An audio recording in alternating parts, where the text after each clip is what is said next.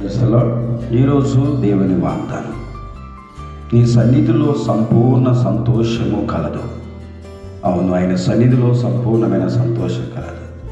ఆయన మందిరం, ఆయన సన్నిధి ఎంతో విలువైనటువంటిది కనుక ఆయన సన్నిధికి వెళ్ళండి. ఆయన సన్నిధిలో ఉన్న ఆనందాన్ని సంపూర్ణంగా మనం అందరం అనుభవించాలి. ఎందుకంటే దేవుని మందిరం ఎంతో విలువైంది. ఆయన సన్నిధిలో, ఆయన మందిరంలో మరి దేవుడిచ్చేటువంటి ఆ సంతోషాన్ని సంపూర్ణంగా మనం పొంది దేవుని దీవెన పొందుకోవాల్సిందిగా మనం చేస్తున్నాం. ప్రేమ కలిగిన మా తండ్రి, పరిశుద్ధమైన దేవ, ఈ పరిశుద్ధమైనటువంటి ఆదివారం దినాన్ని బట్టి నీకు స్తోత్రాలు ప్రభు. నీ సన్నిధిలో సంపూర్ణ సంతోషం కలదయ్యా.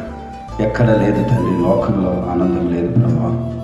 మరి అది కొద్ది కాలమే ప్రభు. అయితే నీ సన్నిధిలో నీవిచ్చే సంతోషం ఎంతో గొప్పది, అది శాశ్వతమైనది, అది స్థిరమైనటువంటిది, సంపూర్ణమైన సంతోషాన్ని ప్రభు ఈ వాగ్దానం ప్రతి ఒక్కరి జీవితంలో మీరు జరిగించమని, దీవించమని, ఆశీర్వదించమని యేసయ్య నామములో ప్రార్థన చేసి అడుగుచున్నాను తండ్రి.